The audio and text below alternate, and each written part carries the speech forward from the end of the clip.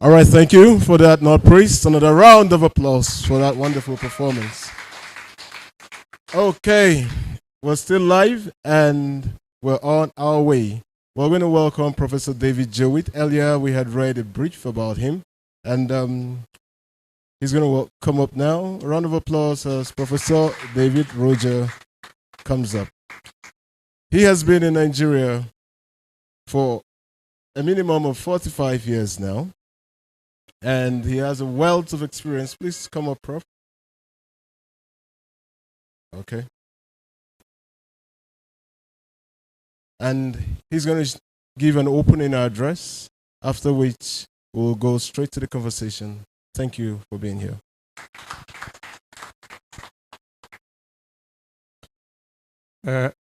Thank you, my good friend, Mr. David Onutu. I don't know whether I'm going to give an opening address, but I will give an opening something or other. And without delay, I will say something about protocols, because on public occasions it seems to be necessary to go through the protocols.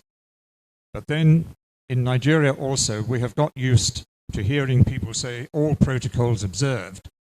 And I take that to be a good example of Nigerian English, a subject that has been of great interest to me during the years that I have spent in Nigeria or among Nigerians. It has been said already today that it amounts to 50 years. I think that figure was mentioned.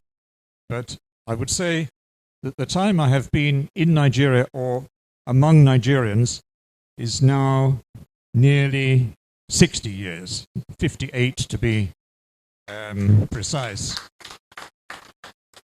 And as somebody has said, well, yes, I've been in Nigeria or among Nigerians longer than many Nigerians have been.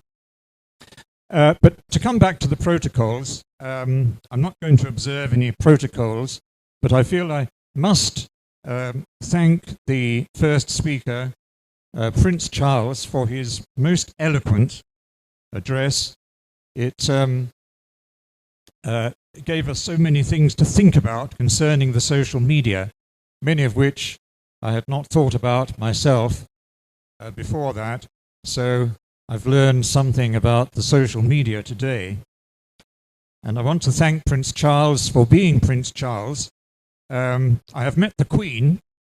I've never met Prince Charles, or I had not met a Prince Charles before today.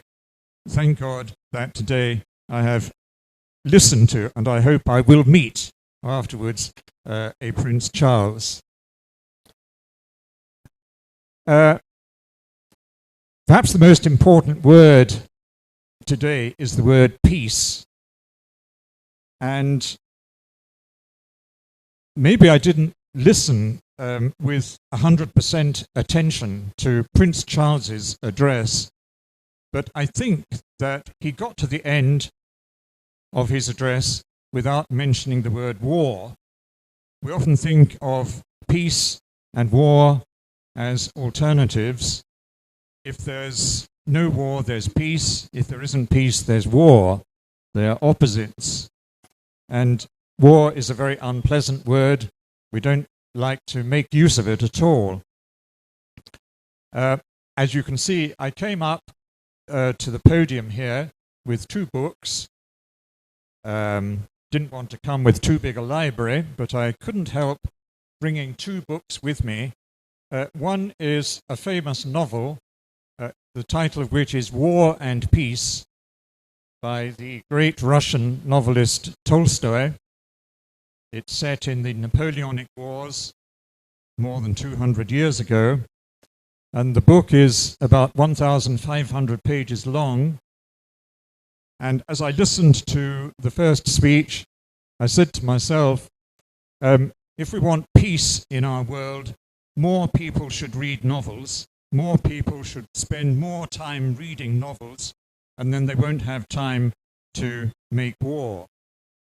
Unfortunately, in the era when people read more books than they do now, there was still a lot of war going on. So my argument that if people read more books, there will be less war, I think that argument is defeated.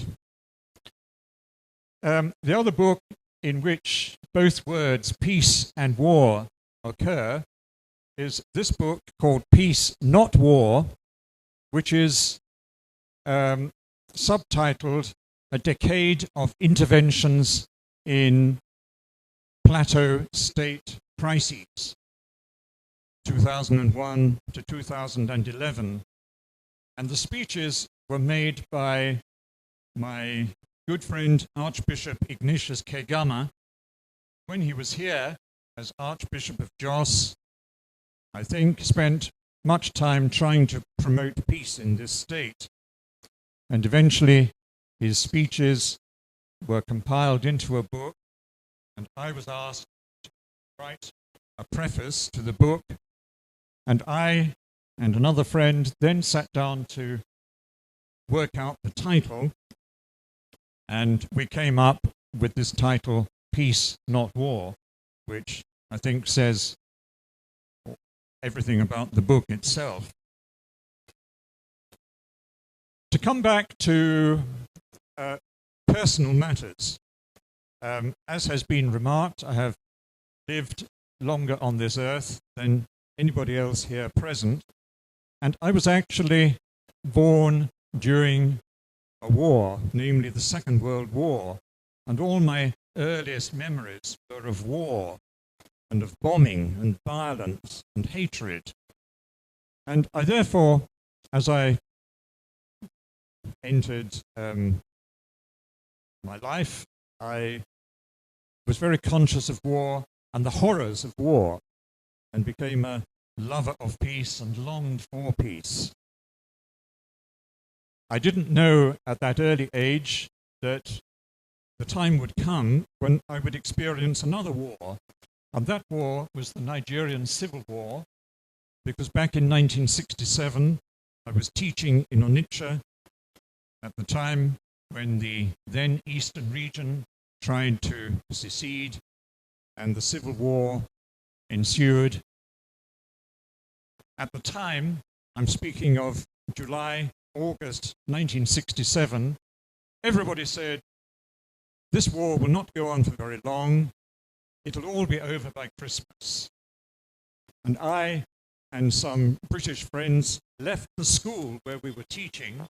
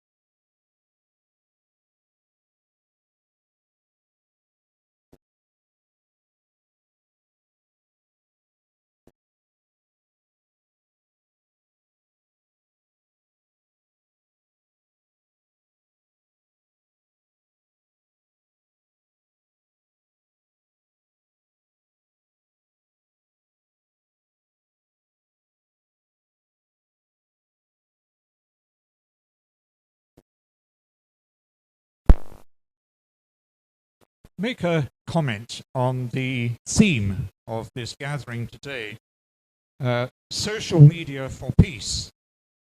When I saw that title, I said to myself, well, yes, social media can be used for peace, but social media can be used for war also, as I think in effect has already been pointed out. Social media can be used for peace because we use language on social media, and language notoriously can be used for violent purposes, purposes of discord, conflict, war, as well as for peace. So we naturally hope, pray, trust that in this new era, still new era of social media, they will be used for peace, but unfortunately, they're also being used to stir up, promote. Be too hopeful. Let us continue to hope and pray that the good in man will prevail over the evil. Thank you for listening to my sermon. Thank you, Jowitt. A round of applause. Thank you, David. Thank you.